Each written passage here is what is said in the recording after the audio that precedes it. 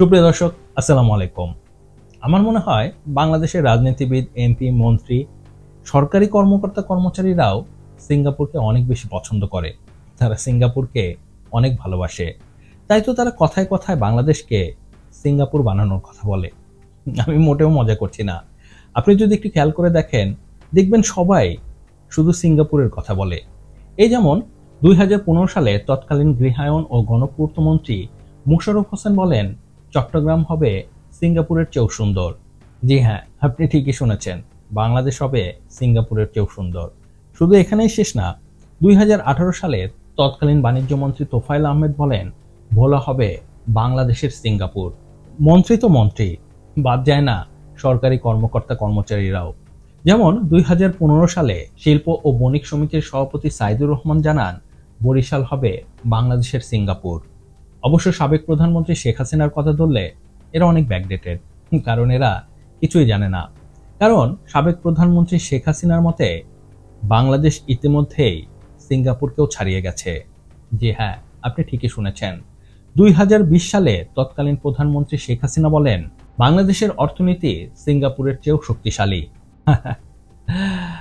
যাই হোক, আপনি এখন বলতে পারেন আমি এসব পুরনো পেঁচাল কেন পারছি। রাজনীতিবিদরা তো একটু একটু এরকম বলেই।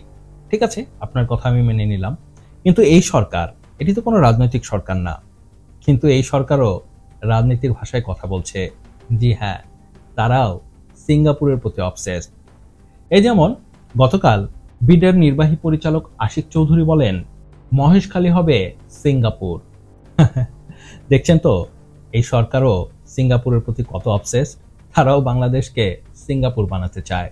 কিন্তু এখন প্রশ্ন হচ্ছে, এই সরকারও কেন বাংলাদেশকে সিঙ্গাপুর বানাতে চায়? আসলে ঘটনা হচ্ছে, সম্প্রতি মহেশখালী ইন্টিগ্রেটেড ডেভেলপমেন্ট অথরিটি বা মিডা নামের বিশেষ কর্তৃপক্ষ গঠন করছে সরকার। নবগঠিত এই মিডার নির্বাহী চেয়ারম্যান করা হয়েছে আশিক চৌধুরীকে। তো এই নবগঠিত মিডা নিয়ে আশিক চৌধুরী কি করতে চান, তার একটি সংবাদ সম্মেলনের আয়োজন করা হয়। সেই সংবাদ সম্মেলনে আশিক চৌধুরী কথা বলেন। তিনি বলেন, আগামী 30 বছরের মধ্যে তিনি মহেশখালীকে সিঙ্গাপুরের মতো বানাতে চান। আগামী 30 বছর হাতে আছে সময়। ইমাজিন করতে পারতে হবে যে 30 বছর পরে আমরা এই মহেশখালী মাতারবাড়ি এলাকাটাকে সিঙ্গাপুর বা সাংহাইয়ের মতো করে দেখতে চাই।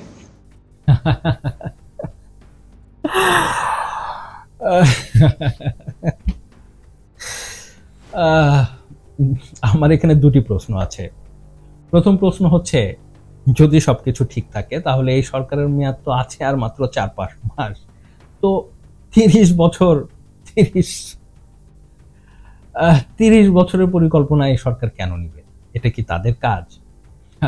আর দ্বিতীয় প্রশ্ন হচ্ছে, এই আশিক চৌধুরী হঠাৎ বিল থেকে কেন বের হলেন? মানে তিনি তো অনেক বড় বড় কথা বলতেন মাঝখানে, ঘোড়ার আন্ডা তো এখন পর্যন্ত করেছেন, কিছুই তো তিনি এখন পর্যন্ত করতে পারেননি। তো হঠাৎ তিনি এই মহেশখালী নিয়ে কেন পড়লেন? এই বিল থেকে বের হয়ে এসে তিনি এখন মহেশখালী কেন করছেন?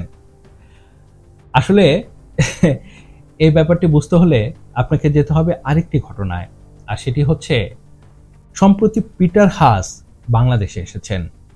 পিটার হাস হচ্ছে সাবেক বাংলাদেশের মার্কিন রাষ্ট্রদূত। তিনি বাংলাদেশে এসে সরাসরি গেছেন মহেশখালীতে। তো পিটার হাস কেন মহেশখালীতে? পিটার হাসের মহেশখালীতে যাওয়ার একটি স্পেশাল কারণ আছে। কারণ পিটার হাস এখন কাজ করেন তরলকৃত প্রাকৃতিক গ্যাস রপ্তানিকারক মার্কিন বহুজাতিক কোম্পানি অ্যাক্সিলারেট এনার্জিতে।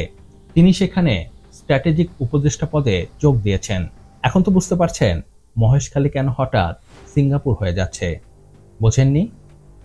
আপনাকে আরো পরিষ্কার করে বলি, বাংলাদেশের যে সমুদ্র এলাকা রয়েছে সেখানে প্রচুর পরিমাণে তেল, গ্যাস ও প্রাকৃতিক সম্পদ রয়েছে, কিন্তু আজ পর্যন্ত সেই তেল, গ্যাস ও প্রাকৃতিক সম্পদ কখনো আহরণ করা হয়নি। আমেরিকা সেটি খুব ভালো করেই জানে, আর তারা এই কাজ পাওয়ার জন্য অনেক দিন থেকে চেষ্টা করে আসছিল, কিন্তু শেখ হাসিনা সেটি সরাসরি মানা করে দেন। কিন্তু আমেরিকা দমে যাওয়ার পাত্র না।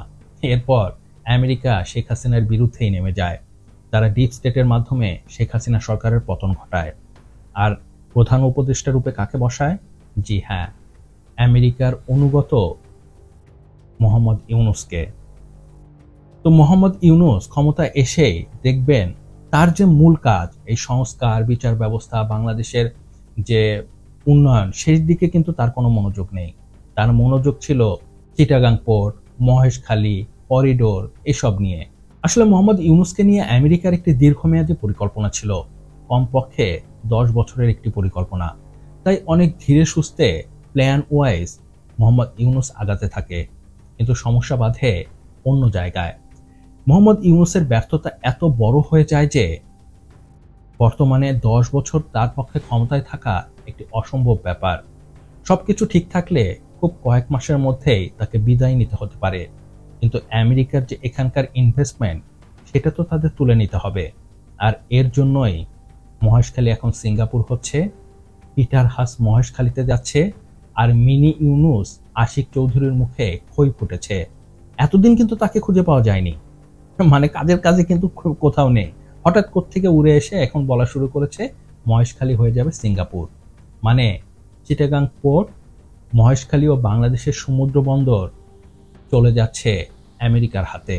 সেই সাথে বাংলাদেশের সমুদ্র সীমান্তে যে প্রচুর পরিমাণে তেল, গ্যাস ও প্রাকৃতিক সম্পদ রয়েছে তা এখন আমেরিকার হাতে চলে যাচ্ছে, এটি নিশ্চিত করেই বলা যায়। আর এর জন্যই বাংলাদেশের মানুষকে তোলা দেওয়া হচ্ছে, তাদেরকে বোঝানো হচ্ছে মহেশখালী হয়ে যাবে সিঙ্গাপুর। তাও আবার কতদিনে? আগামী 30 বছরে। আরে আগামী 30 দিন বাংলাদেশের কি হবে তার কোনো ঠিক ঠিকানা নাই। 30 বছরের গল্প নিয়ে আসছে। আসলে ক্ষমতায় যারাই যায়, রাজনীতিবিদ হোক আর না হোক, এই সুশীল সমাজের লোকজন হোক, সবাই কেন জানি বাংলাদেশের মানুষকে বোকা মনে করে। যাই হোক, তারা আমাদের বোকা বানাচ্ছে, আমরা বোকা হচ্ছি। আর দেখা যাক কতদিন আর আমাদের বোকা বানাতে পারে। এ ছিল এই ব্যাপারে আমার বিশ্লেষণ। এই ব্যাপারে আপনার বিশ্লেষণ কি তা আমাকে কমেন্টস করে জানাতে পারেন। আর হ্যাঁ, ভিডিওটি কেমন লাগলো তা অবশ্যই জানাবেন। আর প্লিজ সাবস্ক্রাইব করবেন না। আপনার একটি সাবস্ক্রাইব আমাকে অনেক বেশি উৎসাহিত করে নতুন নতুন কন্টেন্টের কোয়ালিটি ভিডিও তৈরি করার। ভালো থাকবেন।